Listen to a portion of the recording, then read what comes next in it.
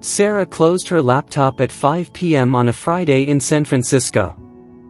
She'd just finished a product meeting with her team in New York. By Monday morning, she opened that same laptop, not in her $3,200 a month studio, but on a terrace in Lisbon. Same job. Same salary. Rent, $800. She is not alone. Right now, millions of Americans are making a choice their parents never imagined, leaving the country, not for vacation, not for exile, but for survival. They're taking their jobs with them, one Wi-Fi connection at a time. This is the story of the largest voluntary economic migration in modern American history. A silent exodus. A digital revolution. And a warning sign that something fundamental has broken in the American dream. This is America's digital nomad exodus. When the dream became unaffordable. For generations, America made a promise. Work hard. Play by the rules. You'll own a home. Raise a family. Build a life. By the 2020s, that promise had become a fairy tale. In cities like New York, San Francisco, Boston, and Austin, rents doubled within a single decade. A one-bedroom apartment that cost $1,500 in 2014 demanded $3,000 by 2024. The median home price climbed to over $400,000, nearly 7 times the median household income. That starter home became an artifact of history. Meanwhile, wages barely moved. Student loan debt crushed young professionals before they could save their first dollar. Healthcare costs consumed paychecks. Groceries, gas, childcare, every essential expense rose faster than income. And the traditional workplace demanded everything. 2-hour commutes. Rigid 9 to 5 schedules. Expensive gas. Mental burnout became the background music of American work life. Something had to give. And then, something did. Remote work, the unexpected liberation. When COVID-19 forced America's offices to close in 2020, millions of workers made a discovery. Their jobs they'd been told required an office, a desk, a physical presence, could be done from anywhere. What began as an emergency became a revelation. Remote work wasn't a temporary fix. It was the future arriving ahead of schedule. By 2025, the transformation was complete. According to U.S. labor data, approximately 40% of American jobs became remote eligible. Over 36 million Americans, nearly 23% of the workforce, now work remotely at least part-time. Among professionals with bachelor's degrees, that number jumps to 42%. And the workers embracing this shift weren't just young tech enthusiasts. The largest group was aged 35 to 44, mid-career Americans, people who were supposed to be settling down, buying homes, anchoring themselves to a single city. Instead, they were asking a different question: if I can work from anywhere, why am I paying this much to live here? Remote work didn't just change the workplace. It shattered geography itself. The new American nomad. By 2024, a new figure emerged on the global stage, the American digital nomad. Not a tourist. Not an expat. Something in between, and something entirely new. These weren't trust fund kids bumming around Southeast Asia. They were ordinary professionals. Software engineers. Marketing analysts. Graphic designers. Customer service representatives. Teachers. Project managers. Middle-class Americans who realized they could keep their jobs and go anywhere. The world was ready for them. Digital nomad visas exploded from a handful in 2020 to over 50 options by 2025.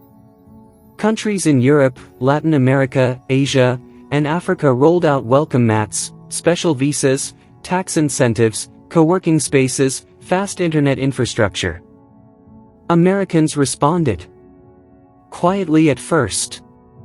Then in waves. They traded New York for Portugal. Los Angeles for Mexico City. Chicago for Thailand. San Francisco for Colombia. The math was undeniable. That $3,000 one-bedroom in Brooklyn became a $700 apartment in Medellin. The $2,500 studio in San Francisco became a $900 flat in Lisbon. Cost of living dropped 40% to 70%, sometimes more. For the first time in modern history, millions of Americans discovered that survival was easier somewhere else. The American's salary still arrived every 2 weeks. But the American cost of living, that pressure, that constant suffocation, disappeared. What they found. The ones who left found something they hadn't felt in years. Space to breathe. Money that didn't evaporate on the first of every month. Time with their families. Mornings without brutal commutes. Evenings that belonged to them. Lower costs meant real savings. Emergency funds appeared. Debt shrank. Future plans became possible again. That money once consumed by rent now built security, funded travel, created options. Parents watched their children grow up instead of missing bedtime every night. Workers created routines that made sense, morning runs, home-cooked meals, flexible schedules that adapted to life rather than crushing it. Mental health studies in 2024 and 2025 confirmed what these workers already felt. Remote workers reported higher life satisfaction, reduced burnout, better emotional balance. They'd escaped the relentless pressure of U.S. metropolitan life. For some, digital nomadism was a dream realized, seeing the world while earning a stable income. For others, it was pure economics, the only way to make American wages work. But for all of them, it was working. Until the hidden costs revealed themselves. The price of freedom. Not everything about this new life appears on Instagram. Behind the sunset photos and exotic locations lies a quieter, harder truth. Remote work can blur every boundary between life and labor. Without the physical separation of an office, many digital nomads found themselves working longer hours, not fewer. The laptop that gave them freedom also followed them everywhere. A 2024 study revealed that 1 in 4 remote workers felt their social skills had declined. Loneliness became a constant companion. Building genuine friendships in a new country, especially without fluency in the local language, proved harder than anyone expected. Then came the practical nightmares. Visa complications. Tax obligations in multiple countries.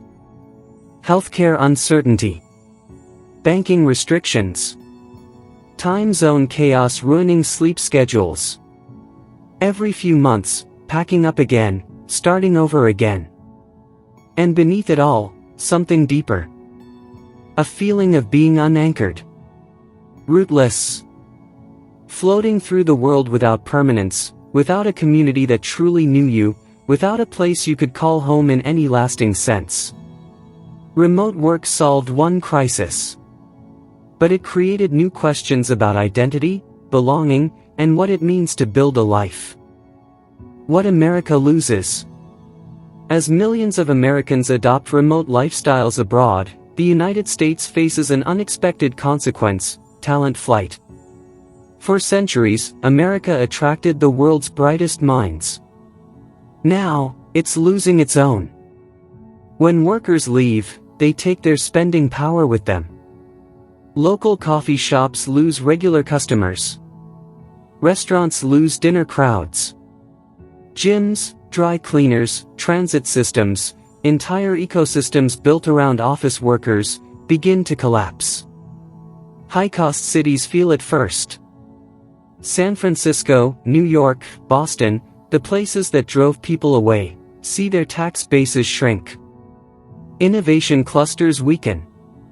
The young professionals who were supposed to be tomorrow's civic leaders are contributing to economies thousands of miles away. A generation raised on American soil is quietly disconnecting from the physical nation they grew up in. Not emotionally. Not culturally. But economically. They're American in identity, but global in presence. If America wants to remain competitive, if it wants to retain its most mobile, educated workers, it must respond. Redefining the American dream. This exodus isn't just a trend. It's a message, a signal from millions of ordinary citizens that the system isn't working. They're not rejecting America. They're rejecting a version of America where survival requires sacrifice of everything else. They're saying that the dream is not dead, but it needs urgent care. The solution isn't dragging people back to office towers. It's rebuilding cities so people can afford to stay.